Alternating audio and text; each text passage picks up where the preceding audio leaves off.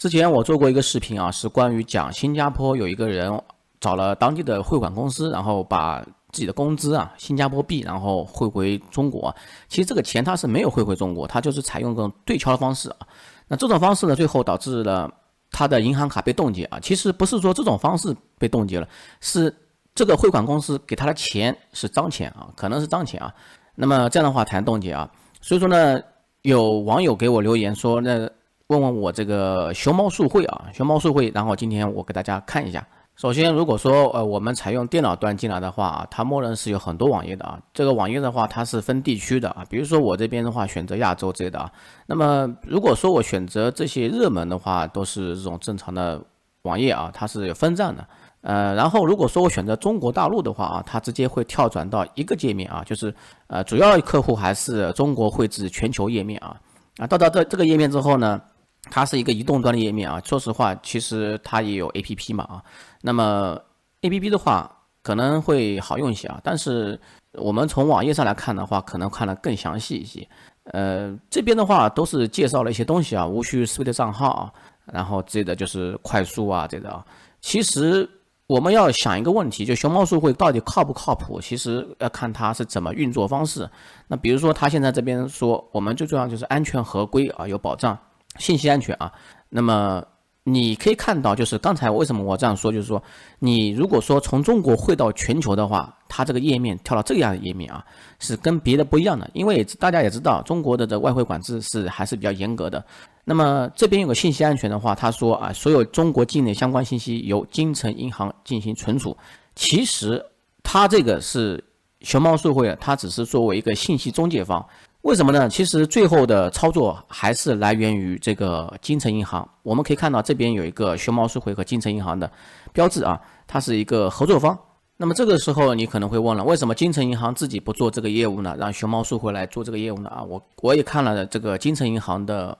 网页。那么金城银行是专门做这种企业贷款啊，国际汇款它是有业务的啊。相对来说，这种银行的话，你没办法去跟这种四大银行去竞争。然后呢，就有点类似于这种房地产开发商，他自己专注于开发房子，在卖房子这上面的话，他可能会把这些业务外包给一些信息中介方啊，比如说，所以说产生了很多我爱我家这类的这种中介公司啊，其实是说白了就是说，这个中国境内汇款资金啊，均由金城银行进行收款，资金有保障啊，所以说呢，最后还是通过银行的啊。这边有说关于我们啊，那么金城银行是天津的金城银行，我看了这个公司啊，是没错啊，他这边宣传是没有错误的，是银保监会批准成立的全国首批5家民营银行，还是有点实力的啊。因为那几家银行的话，比如说网上银行啊，腾讯一家，阿里一家啊，这家的话好像是要比腾讯那家好像还要更早一些获得牌照啊。那么所以说呢，熊猫速汇仅向金城银行提供境外收款人清分服务及向境外收款人提供汇兑服务啊。所以说呢，这个汇款业务还是由银行来完成的啊，所以说这个还是有保障的啊，我觉得相对来说是有保障的。那么关于反欺诈的系统的话，它其实是类似于就有点像办签证啊。那签证的话，比如说日本签证，先由旅行社帮你审核一遍，再由大使馆帮你审核一遍。那么这边的话，它是说有金城银行及熊猫速汇专有的反欺诈及相关风控系统的审核。我也看到网上很多人在吐槽这个熊猫速汇慢啊，或者说退款交易啊。有些时候的话，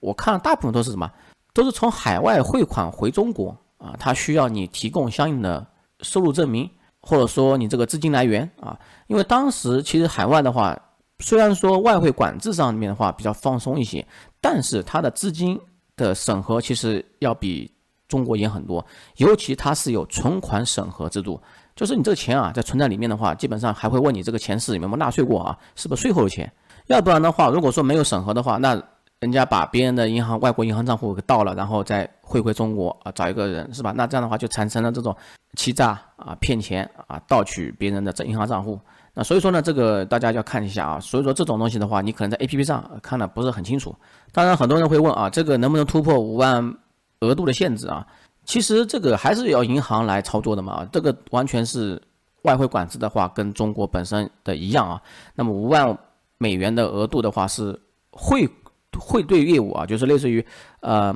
外币兑换业务啊，这个是属于便利化额度啊，跟那个转账关系是另外一回事情。那么熊猫数汇这种 APP 的话，有点类似于支付宝这种 APP 啊。那支付宝说实话，你里面绑定银行卡付款的话，还是走银行比较多啊。那相对来说的话，这个客服啊，要比这个银行更好一些啊。虽然说银行也有电话客服，那一般来说，我用电话客服的话，基本上用信用卡的客服啊，借记卡这种转账客服很少用啊。特别是你跟他说国际汇款业务，本身这种业务比较小众啊，我觉得很多时候比较麻烦啊。那你这边有客服的话比较好。好，我们再看一下这个熊猫数汇啊，它如何做到这个能在全球那么多国家转账啊？它其实是在香港一家公司啊，香港一家公司叫我 Transfer 啊，那个其实它中国的公司叫杭州我汇什么科技有限公司啊。那么在香港的这个公司的话，它是有牌照的，2018年香港成立啊。其实呢，它刚好跨越了这个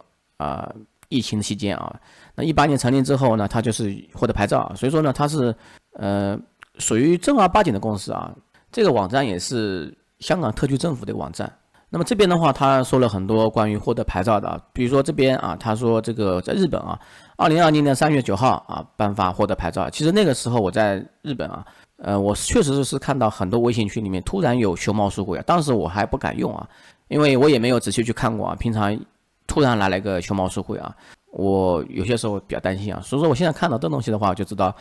它是获得了这个牌照啊，它是允许就是正常的、合法的啊，合法合规的。那么我也可以看到这个新加坡啊，新加坡它依然用了我 Transfer 这个名称啊，这个公司，那么也是获得了这个许可啊。包括香港的话就不用说了啊，欧洲啊，那美国的话，它这边是有很多啊，比如说每个州的话，它有汇款牌照啊。那么我也看到了，包括澳大利亚啊之类的啊，它是其实在当地它都有合作银行的啊，都有合作银行的。所以说呢，在安全方面，我觉得不用太多担心啊。但是我想说说使用上吧啊，因为其实熊猫数汇相当于银行的中介啊，有点类似于支付宝一样的程序啊。那么最后的话，其实它审核其实要比银行还更严格一些啊，因为它熊猫既要审核，银行再审核一回。那么如果说你汇款从国外汇回国内的话，它特别会问你这个资金来源是哪里啊。那么如何去让它快速审核的话，我建议是同名转账，比如说你国外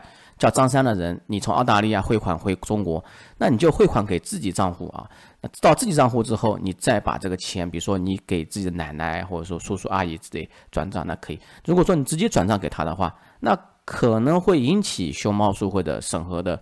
延迟啊，或者说怀疑啊。所以说呢，建议的话还是同名转账最好啊，没有比这个更好了。另外的话，我也说的就是金城银行，毕竟它的银行啊，没法这种从名称上或者说从这种商誉上啊，是没办法去跟四大银行竞争的。所以说，它这种这种方式跟熊猫数汇合作，然后采用这种更简便的 APP 啊实现的话，那相对来说的话，可能把这个产品做得更容易让别人操作啊，那可能让别人接受啊，那这样的话就是它可能获得一些市场嘛。如果有朋友需要的话，可以在我视频下方说明区域里面获得我的推荐链接啊。那我建议各位还是先使用这个从中国汇往国外啊，试试看好了。那如果说你国外如果说有这种